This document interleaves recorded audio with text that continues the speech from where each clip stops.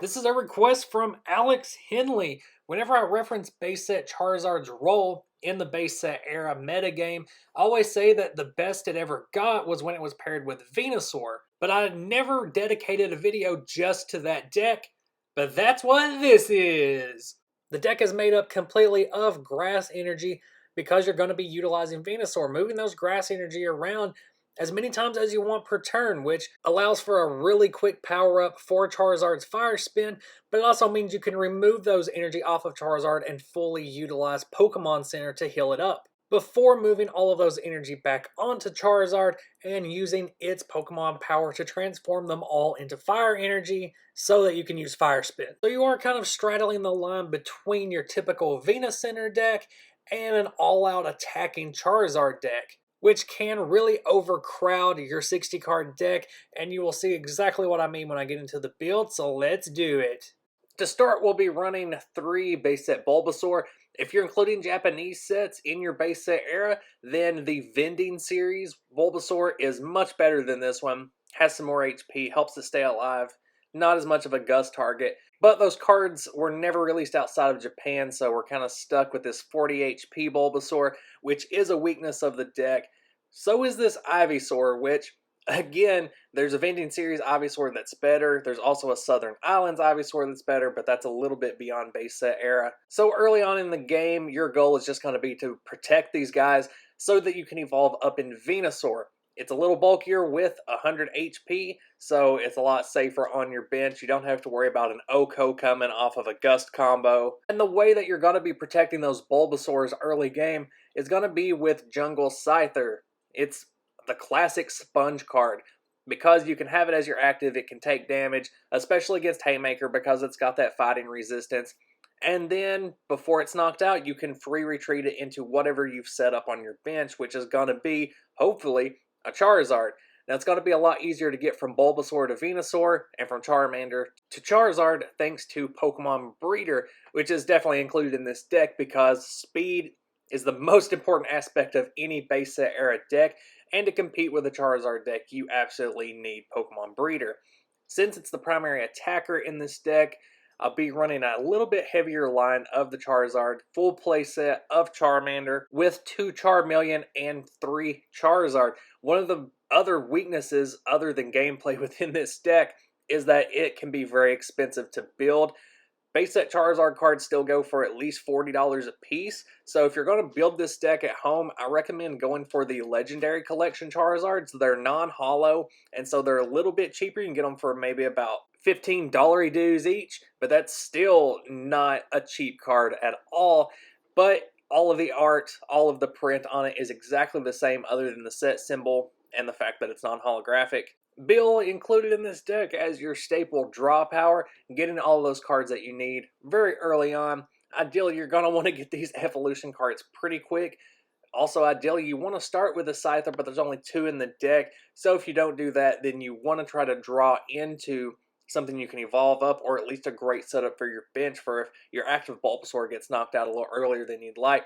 So 3 Bill, 2 Oak should be plenty enough to get the cards you need in your hand. And like I said earlier, Pokemon Breeder is going to allow you to evolve straight from Bulbasaur to Venusaur and Charmander to Charizard in those cases where you need to evolve very quickly and get those 2 active effects running. Because Charizard's going to be discarding 2 energy every turn, you want to make sure that there's a lot of energy in this deck and a way to get it back. So just because of that, including a lot of energy plus the trainers required to get it back, it's going to take up a lot of space in this deck, and so you're kind of cramped with what you can actually use. I mean, ideally, you would have a full playset of Pokemon Breeder instead of just 3, but there's a lot of other utility cards you need. So computer search is going to help you find those cards in the moments where you really need a specific card out of your deck. And if you're having to discard 2 energy to deal damage with Charizard, you're going to make sure it's worth it. So Gust of Wind is going to make sure that every time you use Fire Spin, you're getting an Oko. Another thing that'll happen a lot with this deck is your active will be about to get knocked out, but it'll have a bunch of energy stacked on it, and you don't want to waste those with the retreat cost. So you can use Switch to bring out a fresh Pokemon. Hopefully you have a Venusaur set up so you can move all of those energy onto your new active and just keep attacking. So Gust of Wind and Switch are going to be vital to this deck. And another card that's absolutely vital is energy retrieval, which is why there's a full playset. Getting the grass energy back out of your discard is going to be essential to keep powering up those fire spins every turn. You want to be laying down an energy card every single turn. On some Pokemon with Venusaur decks, you usually want to spread those energy across all of your Pokemon because of Gust of Wind. And then when you're ready to attack, that's when you're going to converge 4 energy onto Charizard, use its power to transform them all into fire energy, and then use Fire Spin, which is going to discard 2 of them. And you'll notice here as I lay down these energy cards that I was a complete dumbass and forgot to include Pokemon Center in this build before I recorded the video. I was playing around a little bit with this deck afterwards and realized what I had done. This deck is so much better with Pokemon Center. So take out a couple of energy or take out a couple of switch, either one, and put in a full playset of Pokemon Center. Venusaur and Charizard both have high HP. Charizard can even compete with Chansey when it comes to HP. So you can actually get off a lot of fire spins and do a lot of damage with a Charizard before it itself gets knocked out. And you can ensure that that's even longer with Pokemon Center because you can move all of the grass energy off of it with Venusaur, but you do have to be careful. Make sure that you use Pokemon Center before you use Energy Burn to turn those grass energy into fire energy, or else you're not going to be able to move them off and then back on. If you've seen any other video where I talk about base set Charizard, you know that I always downplay it and say that there are better fire types in the exact same set than base set Charizard. Arcanine is much less risky and is more consistent on a turn-to-turn basis, and it's a stage 1, so you don't really have to worry about evolving up or using Pokemon Breeder. An Arcanine deck by itself is a pretty great competitive deck. I have it already up on the channel, go check that one out. But we also have base set Ninetales, which is another stage 1 that has another 4 energy attack that's dealing 20 less damage, but you're only having to discard 1 energy card, meaning that it's much easier to replenish turn by turn. Meaning that you aren't relying on other cards like Venusaur or Energy Retrieval to replenish that energy every turn. Ninetales is just a more energy efficient fire type attacker. But that's not the point of a Venusaur deck. The point is threatening a fire spin on your opponent as quickly as possible.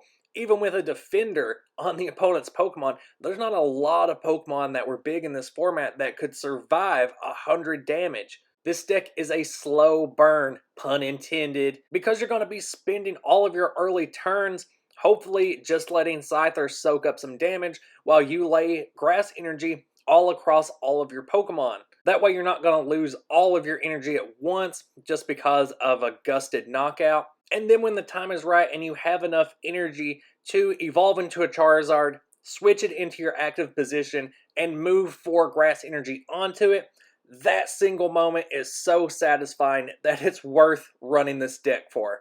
This is a deck that really tried to make itself happen. It did show up at a lot of tournaments, but it never performed very well because of Gust of Wind and the nature of Haymaker and Rain Dance dominating the format. Fire-type decks never really had a chance, especially when they took as many turns to set up as this one did. So in the end, it's really just an expensive, high-level, just-for-fun deck.